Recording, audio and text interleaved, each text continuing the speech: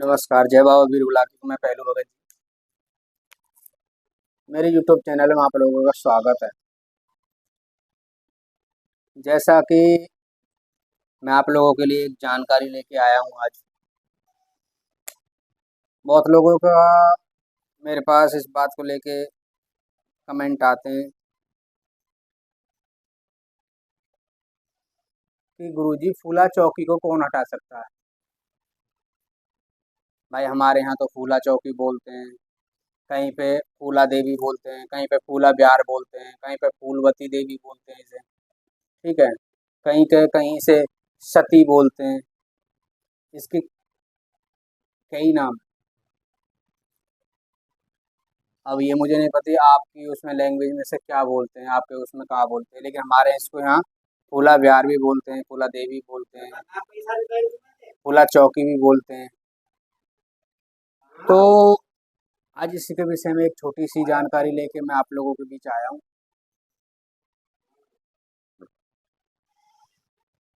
तो मेरा जो मैंने गुरु से ज्ञान लिया है, जो गुरुओं से सीखा है, फूला देवी को कौन हटा सकता है। क्या ये हट जाती है? नहीं हटती है। और इसकी क्या कंडीशन है, ये क्या मतलब क्या दिक्कत बनाती है शरीर के अंदर। बहुत से लोग पूछते हैं कमेंट करके, उसको हम जैसे पूछा दे देते हैं तो बता देते हैं, जैसे भाई फूल बुलाकी हो गया या मरगट की काल का होगी या कोई और अग्रम सग्रम जो भी आजकल के तंत्र क्रिया चल रही है। तो क्या पूछते हैं कि गुरुजी तो ये मतलब क्या दिक्कत परेशानी करते हैं। तो मैं आपको बता देता हूँ फूला चौकी क्या परेशानी करती है।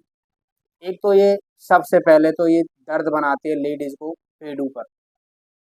ये हमारे नाप से नीचे होती है, टूंडी से नीचे पेड़ों, यहाँ पे दर्द बनाती है। दूसरा, ये बेहोश कर देती है, बुत कर देती है, हाथ पांव अकड़ जाते हैं। ठीक है, ज़्यादातर फुला के दो कंडीशन ज़्यादा होते हैं। लेड और ये लेडीज के ऊपर ज़्यादा प्रभाव करती है अपना। जेंट्स को ऊपर इतना नहीं करती थी, लेडीज के ऊपर करती है। और तीसरा, ये रो जिसके ऊपर ये होगी वो रोगा, वो रोएगा ही रोएगा, रोएगा ही रोएगा।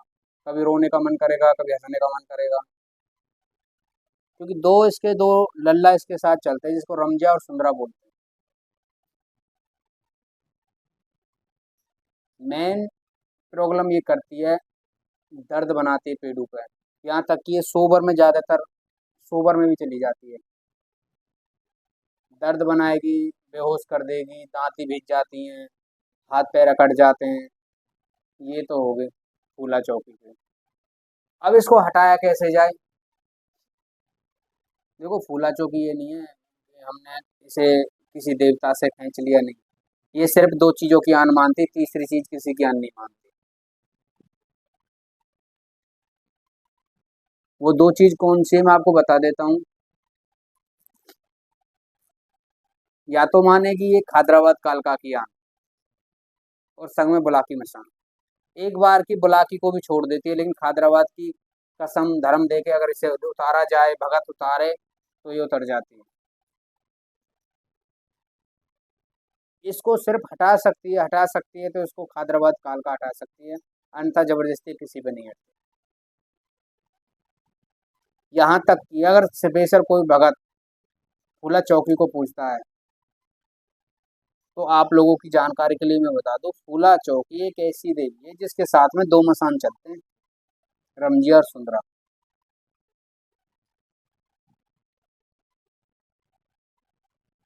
इनके सामने बुलाके भी नहीं आता।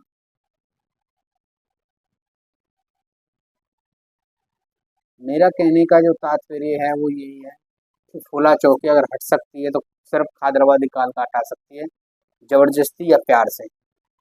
और कोई इसे नहीं हटा सकता, जबरदस्ती और कोई नहीं हटा सकता इसे। सिर्फ काल का इसे जबरदस्ती भी हटा सकती है और प्यार से भी हटा सकती है। और वो काल का है खादराबाद वाली काल का। वैसे तो इसके साथ में बहुत सी शक्तियाँ चलती हैं, बहुत से।